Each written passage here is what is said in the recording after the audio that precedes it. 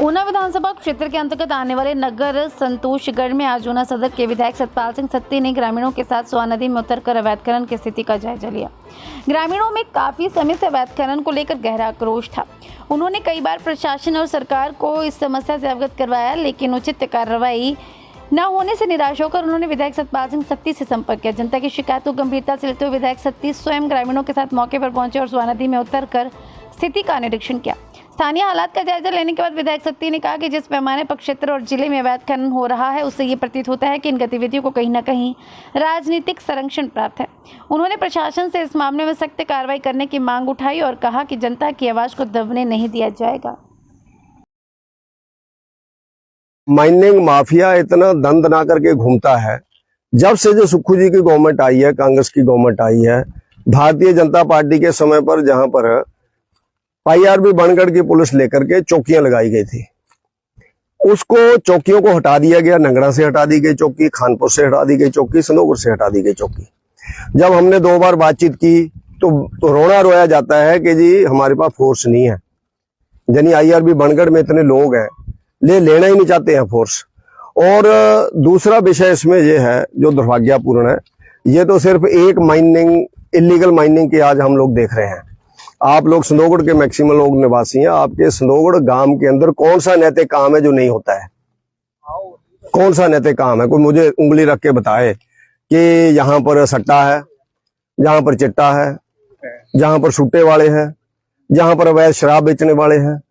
और मुझे जो सूचना मिली है, भगवान करे वो सूचना गलत हो, कहते हैं कि वेश्यावृत्ति का धंधा भी जहां पर कुछ लोगों ने शुरू करने की प्लानिंग बन रही है।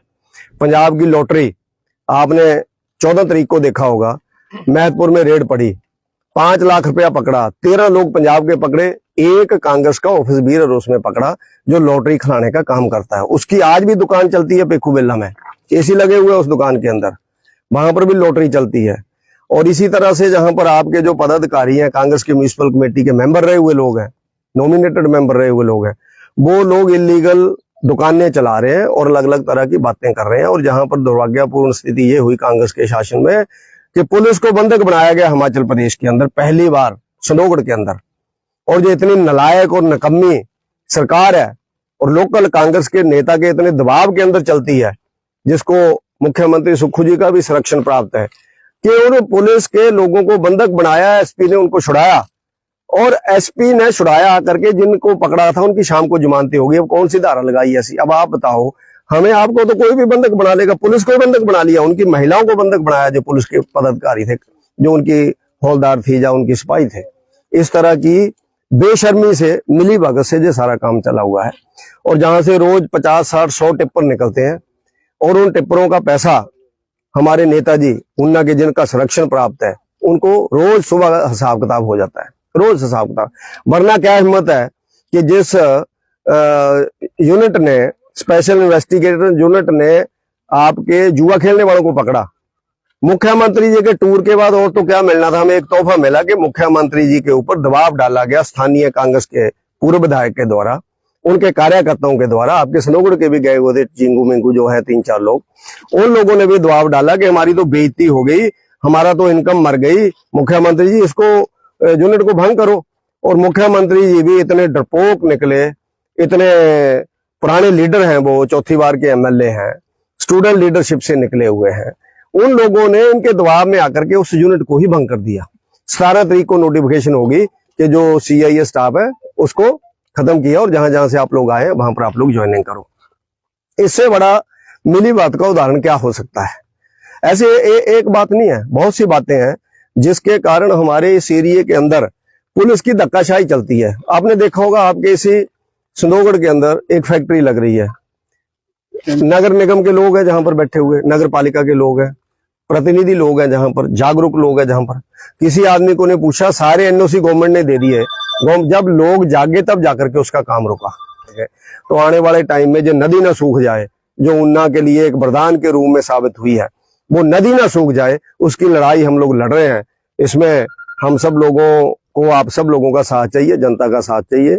और ऐसे नेताओं को बेनकाब करने के लिए मैं आने वाले टाइम में एक एक मोहल्ले में जाऊंगा, एक एक घर में दस्तक हम लोग देंगे, बताएंगे कि उन बेईमान नेताओं ने अपना 3 करोड़ 15 लाख रुपया कांगड़ा बैंक से माफ करवा लिया।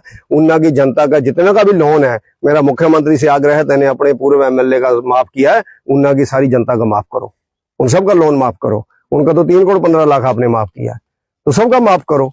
ऐसे बहुत से मुद्दे हैं, एक मुद्दा नहीं है, एक मुद्दा नहीं है, बहुत से मुद्दे हैं। आज तो हम सिर्फ स्वां के अंदर आए हैं, तो ये बिल्कुल ही गलत घटना है, बहुत ही निंदनीय घटना है कि किस तरह से जहां पर गुंडागर्दी हो रही है। और रात के टाइम पर ऐसा भी मैंने सुना है कि अवैध वेपन लेकर के लोग घूमते हैं, अवैध शस्त्र होते हैं उनके पास, पुलिस डरती है उनके पास जाने से। तो मैंने सुक्खू जी को बोला था विधानसभा के अंदर, भगवान ना करे कहीं गैंगवार हो संदोगढ़ बॉर्डर एरिया के ऊपर। मैं कहा वो दिन ना आए, मैं चाहता हूं कि ना हो कभी, लेकिन एक दिन आएगा, जिस दिन होगा मैं आपसे पूछूंगा कि तुम सब लोगों की करतूतों का परिणाम है ये जो लोग मरे हैं जहां पर, ये स्थिति है आज यहाँ पर। सर सीएम का दौरा था यहाँ पे अभी, तो उन्होंने माफिया पे कार्रवाई की बात भी की है। ऐसे में प्रशासन ने भी 2 दिन पहले मानसून को लेके खनन पर पूर्ण प्रतिबंध की बात की है, तो हालात क्या है और क्या देखते हैं इसे? नहीं, मेरा ऐसा मानना है सिर्फ मानसून में ही प्रतिबंध की बात नहीं है। मैं तो बोल रहा हूँ कि स्वां के अंदर एक भी लीज नहीं है रेत की। जो लोग मांगते हैं उनकी रोकी गए हैं, क्योंकि इन अपने दलों को रेत बकवाने के लिए